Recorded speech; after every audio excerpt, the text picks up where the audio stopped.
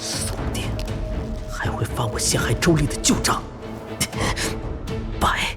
拜，君王，给我拜！啊！魏公设立问心官时，有过一个交代：倘若有人连续5楼不叩不拜，那定是十恶不赦之徒。可再给一次机会呗。于是魏公又给了一个机会，单独设立了第6关。只是那一关从未有人去过。你放松身体，别抽筋了，随我到后面来。大人，请。杀尽敌酋100万兵，腰间宝剑血犹兴。归来手持黄金锏，满朝文武未敢言。魏渊放这首诗在这里干什么？斗诗？不可能！我知道了，魏渊这2首诗都有尽忠报国、威压百官的意思。这首诗摆在这里是为了共情。倘若那个无君无师的十恶不赦之徒真的秉性恶劣，在问心关里，他是无法对抗自己的本心，强行写出共情诗的。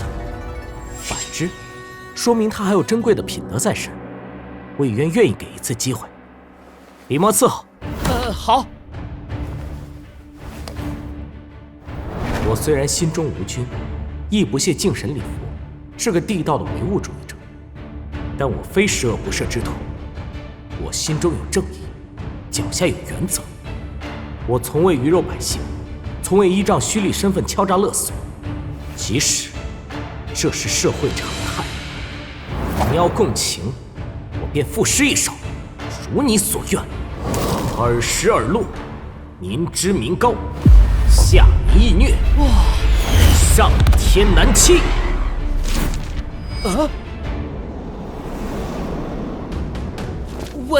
问心关已结束，结果出来前，大人莫要离开衙门。每一位打更人的资质都需魏公亲自裁定。小人这就给魏公送去。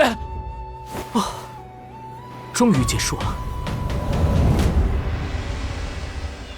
跪了几次？你脸色看起来不太好。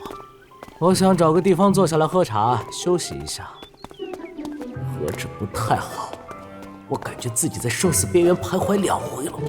去教坊司请福香花魁。这个梦啊，我年轻的时候也做过。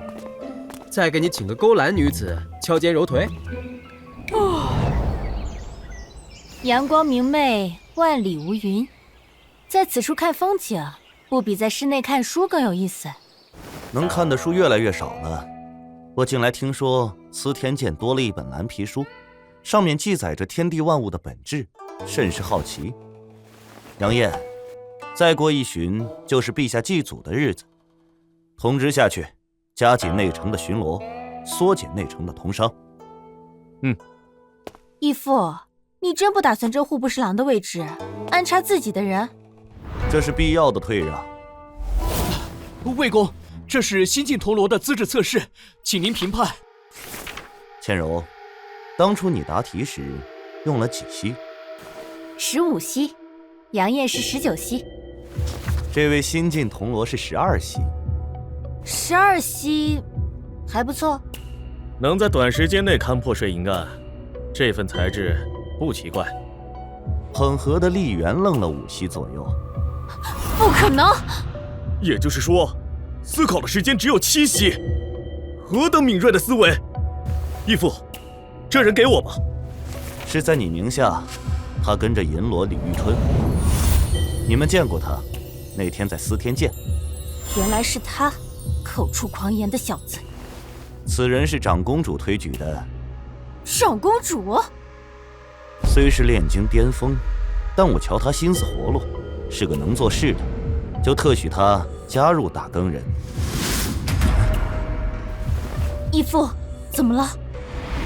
问心官一口气走到5层，竟是个比我还狂的小子。义父，怎么处置？为了造福天下苍生，本宫已下令，大奉打更人从9月23日起开始加更，甚至会在国庆期间9月30日到10月5日连续6连更，重振大奉国威时机已到。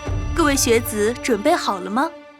俺也会古代上装逼的妖媚，谁知努力做呼啸的流放，水眼不见了的药物来背锅，大风筝吹鸟，路到有分多少嘲笑，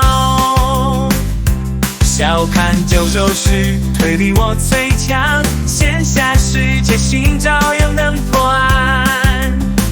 警察穿越猫蛛丝马迹须，没有完美罪，除非是天意。逻辑琐事怪推理我最强，线下世界寻找又能破案。警察穿越猫蛛丝马迹须，没有完美罪，除非是天意。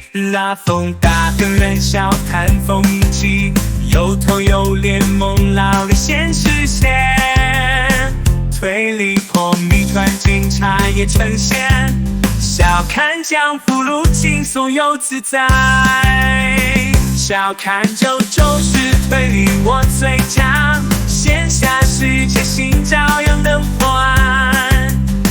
警察穿越猫蛛丝马迹须，没有完美罪，除非是